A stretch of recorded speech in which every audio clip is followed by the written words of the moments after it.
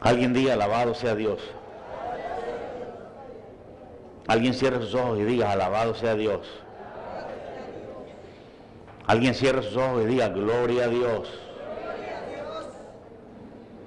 Alguien cierre sus ojos y diga, bendito sea el nombre de Jesús. Jueces capítulo 7, verso 2. Dice, y el Señor dijo a Gedeón, el pueblo que está contigo es mucho, para que yo entregue a los madianitas en su mano. No sea que se alabe Israel contra mí, diciendo, mi mano me ha salvado. Este mensaje se titula Los guerreros valientes. Vamos a orar. Padre que estás en los cielos, te damos gracias por la Biblia. Te damos gracias por lo recopilado allí. Te alabamos y te bendecimos, Señor. Y te pedimos que tu palabra hoy nos toque, nos llene, nos capacite, Señor, a hacer la obra. Te exaltamos desde ahora, Señor, y gracias por la bendición que vamos a recibir en el nombre de Jesús. Amén y amén. Dios nos ha puesto en el ring y estamos peleando. Es una pelea contra las fuerzas de maldad. Se vale de todo. Es una pelea abierta. La ventaja que tenemos nosotros es que Dios está con nosotros. Aleluya. Y la ventaja que tienen ellos es que el diablo no duerme. Pero nosotros podemos vencer. Ya miles de cristianos han vencido. Gloria a Jesús.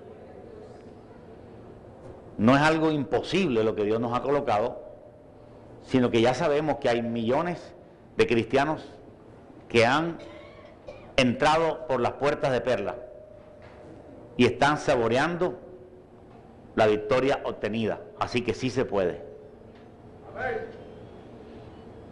Se puede tener la victoria, pero prácticamente es una pelea de boxeo. Es un cuerpo a cuerpo. Es un enfrentamiento directamente contra todos estos demonios que Dios ha permitido estar sueltos. Gedeón fue llamado por Dios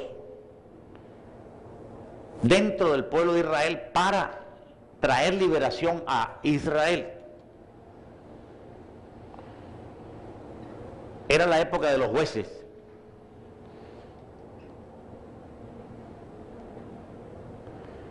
Era un tiempo de dificultades por falta de liderazgo. Sin embargo, aquí Dios levanta a un hombre de una familia muy pobre,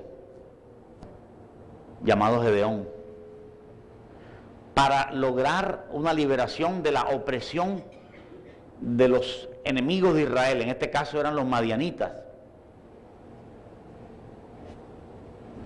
quienes estaban en contra de Israel y peligraba la vida de ellos. Dios le habla a Gedeón y le dice, tú puedes y te voy a dar la victoria. Dios empieza a dirigir en forma exacta a Gedeón. ¿Cómo le iba a dar la victoria? Entonces, en el verso 2 vemos cómo Dios le dijo a Gedeón que el pueblo que estaba con él era mucho. Algo raro. Le está diciendo, el pueblo que está contigo es mucho, cuando normalmente sería lo contrario. El pueblo que está contigo es poco, necesito más gente. Pero aquí se ve algo a lo inverso. Dios está diciéndole a Gedeón totalmente lo contrario. El pueblo que tienes ahí contigo es mucho pueblo, y yo no quiero que sea tanto pueblo, porque podría llegar Israel a alabarse diciendo, por nuestra mano logramos, por nuestro número logramos la victoria. Pero en realidad lo que Dios estaba mirando ahí era quién del ejército de Israel podía estar capacitado para esta batalla. No todos estaban capacitados. Por eso Dios le dice a Gedeón, léelo conmigo. En el verso 3 dice, haz pregonar a todo el pueblo, diciendo, quien tema y se estremezca, madrugue y devuélvase. Es decir, hizo un llamado a todo el pueblo, anunciando que iban a pelear contra los madianitas, y que dijera, quien tema y se estremezca, devuélvase, madrugue y devuélvase. Si no va a la batalla, quédese en casa. Y la Biblia dice en el verso 3 que se devolvieron 22.000 personas. Y solamente quedaron 10.000 personas. Quedaron 10.000 personas bajo el mando de Gedeón, y Gedeón les estaba diciendo que Dios le estaba hablando para pelear contra los madianitas y poder vencer. Así que aquellos 22 tuvieron temor, no tenían fe. La fe y el temor van en contraposición. El espíritu de temor anula el espíritu de fe. Por eso la expresión es muy clara, quien tema y se estremezca, devuélvase. No puede estar en la batalla. Solamente quedaron 10.000 personas. Esto parece ser un cuadro de la iglesia de hoy. En el mundo hoy tenemos el 33% de cristianos nominales, entre católicos, evangélicos, protestantes. O sea, la tercera parte del mundo es cristiano, entre comillas, nominal. Pero realmente el 33% no es cristiano. ¿Y por qué lo podemos saber? ¿Por adivinación? No. ¿Por brujería? Tampoco. ¿Porque tiramos las cartas para saber? Tampoco. Simplemente porque el fruto no es el que refleja el mundo de hoy. El mundo de hoy está inundado de pecado, como para decir que el 33% son cristianos. Realmente el 33% no es cristiano. Se sintiera el aroma, se sintiera el peso, se sintiera lo contrario al pecado, se sintiera, pero solamente un pequeño porcentaje de ese 33% son los que verdaderamente son cristianos. Por eso cuando la trompeta suene, serán pocos los cristianos que se levantarán, aleluya. Y habrá muchas sorpresas, porque muchas personas asisten a diferentes iglesias cristianas en el mundo, pero no están viviendo una vida cristiana. ¿Y quién puede convencerlos? Todos creen ser salvos, pero realmente cada uno debe ser consciente y decir, yo soy salvo o yo estoy practicando cierto pecado y eso me quita mi posición. Así que aquí vemos un cuadro de cómo Dios, habiendo 32.000 personas, le dice madruga y devuélvase. Fíjese usted que Dios no los escoge uno por uno, sino que ellos mismos se escogen. Son ellos mismos los que se quedaron ahí. Los 10.000 se quedaron, los otros 22.000 se fueron. Así que Dios promueve una escogencia, pero finalmente somos nosotros los que aceptamos o no. Gloria a Dios, aleluya. Entonces, estos 10.000 estaban ahí. E inicialmente esto también pasa con la iglesia. Uno dice, ¿cuántos son cristianos nacidos de nuevo? Y bastante levantan la mano. Pero después viene otra zaranda. Después viene otro colador. Y Dios le dice a Gedeón, estos 10.000 tampoco me sirven. No me interesa que sean tantos. Dios sabía que entre los 10.000 había mucha gente que no estaba lista para una batalla como esta, de este estilo. Entonces lea conmigo, en el verso 4, que Dios le habla otra vez a Gedeón. Bueno, una cosa admirable para recalcar es también la forma como Gedeón escuchaba la voz de Dios tan clarita. La forma tan exacta como Gedeón escuchaba el detalle de la voz de Dios. La forma tan exacta como Dios le hablaba a Gedeón para guiarlo a una batalla. Dese usted cuenta que el propósito de todo es guiar a Gedeón a una batalla. Guiar a Gedeón a una guerra. Hoy no podemos decir que Dios está en contra de la guerra. Porque Dios aún hoy cree que cada nación debe tener su autonomía y su autoridad para defender la soberanía con las armas. Uno se imagina de buenas a primeras que si Dios es amor,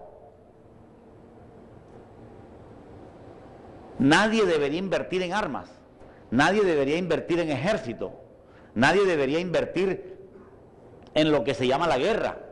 Pero lamentablemente, aunque Dios no es amante de la guerra, sí es correcto que las naciones puedan invertir en la guerra de acuerdo a el mundo pecaminoso y asesino en el que nos encontramos. Aleluya. Así que Dios apoya la inversión que se puede hacer para tener un buen ejército de una nación que fuese cristiana. En toda la Biblia vemos que Dios tiene este estilo.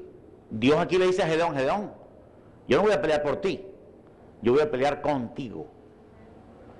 Dios mismo está incitando a Gedeón a defenderse de los madianitas. Es decir, los madianitas estaban planeando destruir Israel. Y Dios, que sabía que eso era así, Dios se une con Israel para entrar en la batalla y le da directrices exactas a Gedeón para que puedan vencer. Aleluya.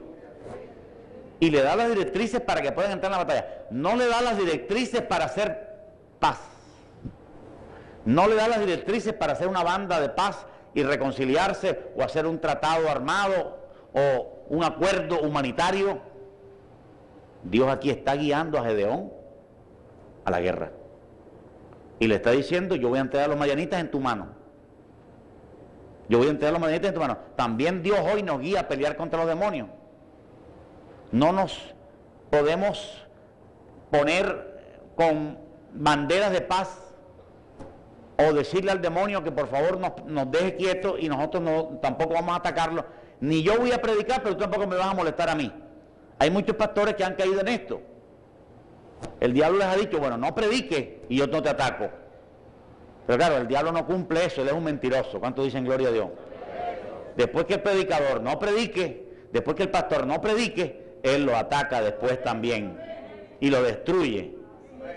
Entonces, el diablo es un mentiroso, el diablo no va a cumplir ese pacto, pero muchos pastores están pensando que si no predican, que si no atacan, que si no se levantan contra la fuerza del mal a marcar el pecado, el diablo tampoco lo va a atacar a ellos. Es un pacto que tienen, un pacto, bueno, aprovechando todo este tiempo de pactos que hay, ¿verdad?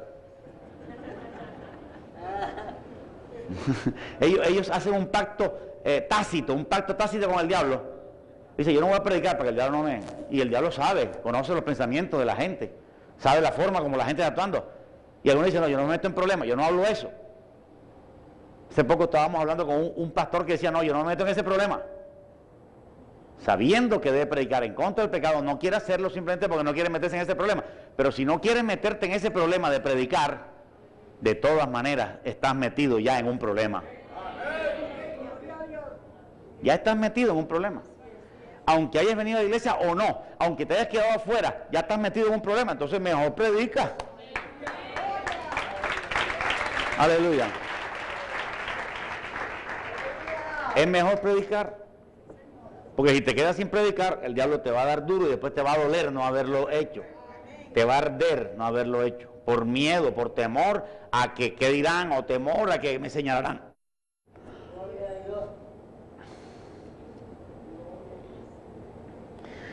Verso 4, Dios le dice a Gedeón: aún es mucho pueblo, llévalo a las aguas y allí te los probaré.